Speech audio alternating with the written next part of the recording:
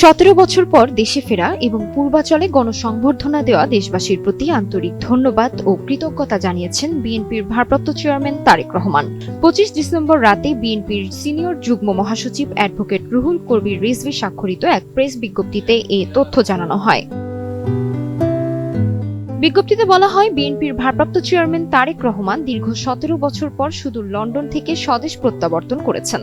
তাকে অভ্যর্থনা জানাতে হযরত শাহজালাল আন্তর্জাতিক বিমানবন্দর থেকে 300 ফিট নামে খ্যাত মহাসড়কে অগণিত মানুষের সমাগম ঘটে।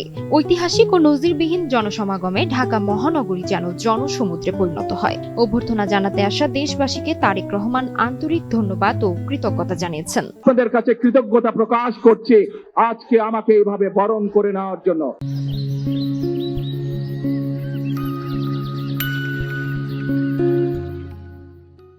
এছাড়া অভ্যর্থনা জানাতে আসা ঢাকা মহানগরী সহ সারা দেশের বিএনপি এবং এর অঙ্গ সহযোগী সংগঠন সহ বিভিন্ন রাজনৈতিক দল ও পেশাজীবী সংগঠনের নেতা ও কর্মীদের তিনি আন্তরিক ধন্যবাদ ও কৃতজ্ঞতা জানিয়েছেন।